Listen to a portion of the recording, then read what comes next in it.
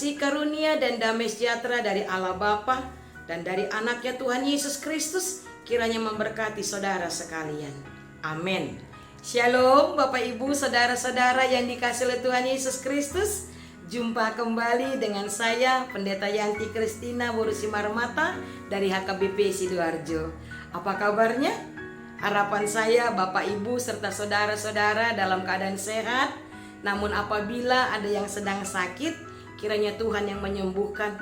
Apabila ada yang sedang sedih, kiranya Tuhan yang menghiburkan. Baiklah Bapak Ibu dan saudara-saudara yang dikasihi oleh Tuhan Yesus Kristus, kembali hari ini, hari Sabtu, tanggal 8 Oktober 2022, kita disapa oleh firman Tuhan yang tertulis dalam kitab 1 Samuel pasal yang kedua ayat 30. Demikian dikatakan. Sebab itu demikianlah firman Tuhan Allah Israel. Sesungguhnya aku telah berjanji, keluargamu dan kaummu akan hidup di hadapanku selamanya. Tetapi sekarang demikianlah firman Tuhan, jauhlah hal itu daripadaku. Sebab siapa yang menghormati aku, akan kuhormati. Tetapi siapa yang menghina aku, akan dipandang rendah. Demikian firman Tuhan. Bapak Ibu saudara-saudara yang dikasihi Tuhan Yesus Kristus, pernah nggak merasa kecewa? Misalnya kecewa kepada teman, kecewa kepada tetangga, kepada keluarga, kecewa kepada orang tua, atau mungkin kecewa kepada anak, atau bahkan mungkin saudara-saudara pernah nggak kecewa kepada Tuhan? Nah, saya yakin pasti kita pernah merasa kecewa, bukan? Kalau begitu Bapak Ibu saudara-saudara, mengapa kita kecewa? Tidak lain tidak bukan ketika kita mendapatkan yang tidak sesuai dengan harapan kita. Kita akan kecewa ketika kita melihat, ketika kita mendengar, dan ketika kita merasakan yang tidak sesuai dengan harapan kita. Nah, Bapak Ibu saudara-saudara yang dikasihi oleh Tuhan Yesus Kristus, rasa kekecewaan itu akan berdampak kepada orang yang telah mengecewakan kita. Betul tidak? Ya. Bahkan ada orang yang jadi benci, tidak sedikit yang malah dendam, membalaskan kekecewaannya kepada orang yang telah mengecewakan dia. Nih, rasain, biar kau tahu bagaimana kecewanya aku kau buat. Biar kau tahu bagaimana rasa sakitku yang kau buat. Nah, Bapak Ibu saudara-saudara yang dikasihi oleh Tuhan Yesus Kristus, jujur saja tidak ada orang yang mau dikecewakan. Betul? Iya, betul. Tidak ada orang yang mau dikecewakan. Tetapi faktanya tak jarang kita merasa kecewa. Atau bahkan mungkin kita juga pernah mengecewakan orang lain. Tapi kalau ditanyakan kepada kita, mau nggak kita kecewa? Pasti jawab kita tidak mau kecewa.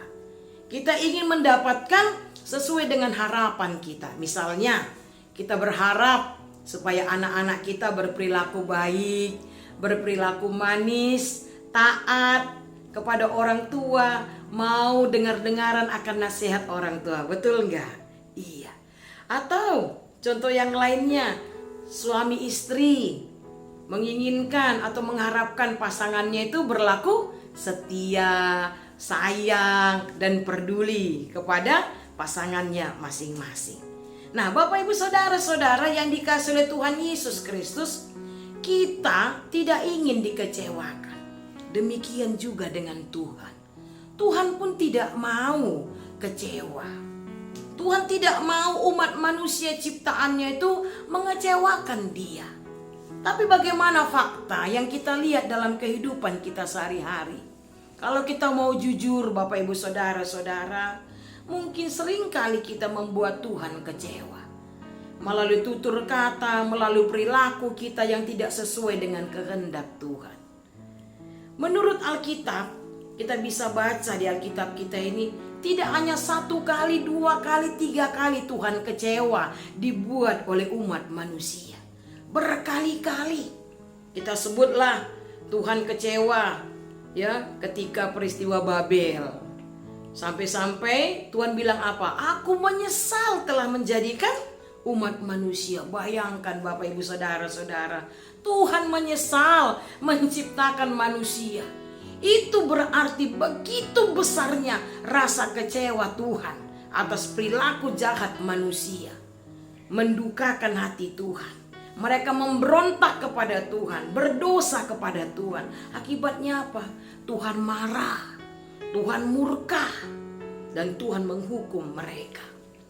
Bapak Ibu Saudara-saudara, demikian juga yang dikatakan melalui firman Tuhan yang sudah kita dengarkan tadi. Tuhan kecewa kepada Eli. Tuhan kecewa kepada anak-anak Eli, yakni Hofni dan Pinehas.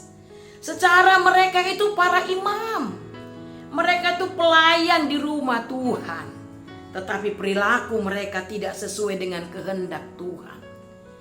Dosa Eli sebagai imam, sebagai bapak, dia tahu perilaku anak-anaknya yang berlaku jahat di hadapan Tuhan.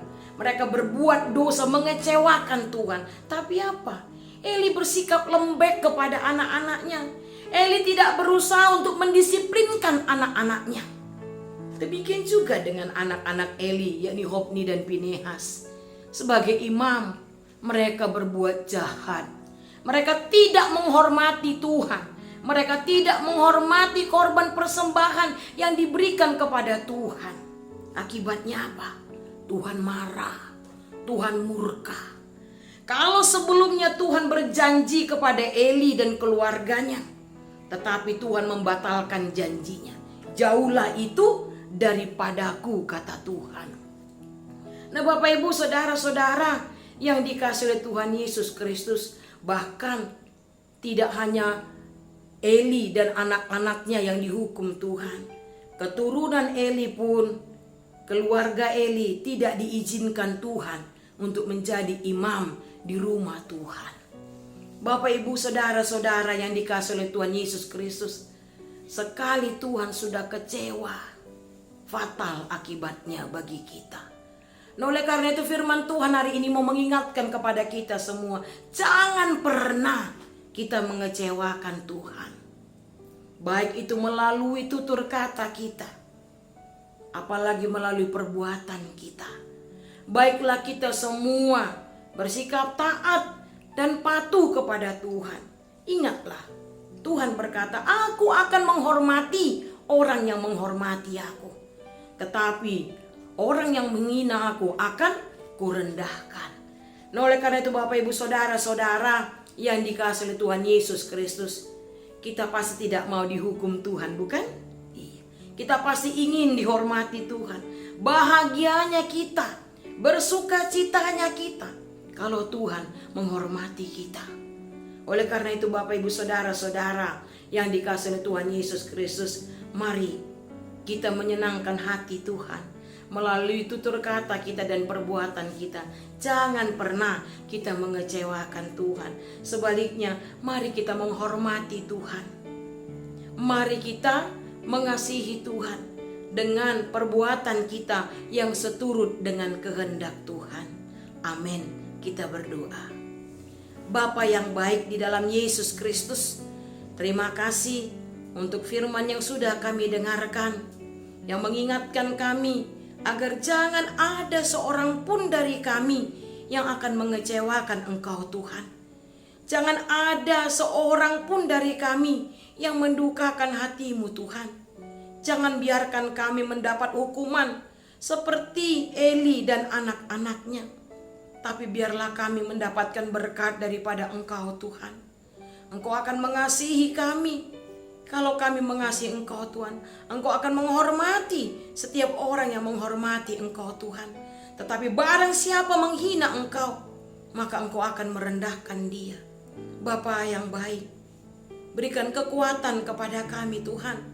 Berikan hikmat kepada kami, agar jangan pernah kami mengecewakan Engkau Tuhan. Baik itu melalui tutur kata kami, terlebih melalui perbuatan kami. Biarlah kami menjadi orang yang takut akan Engkau Tuhan, yang menyenangkan hati Tuhan, yang menghormati Tuhan, yang taat dan patuh serta setia melakukan perintah-Mu. Bapa yang baik, berkatilah kami, mampukan kami, agar kami dapat mengerti akan firman-Mu ini dan dapat melakukannya dalam kehidupan kami sehari-hari. Di pagi hari ini Tuhan, kami bawakan dalam doa kami seluruh jemaat-Mu Tuhan. Engkau berkati kami dalam kami melakukan segala aktivitas kami di sepanjang hari ini.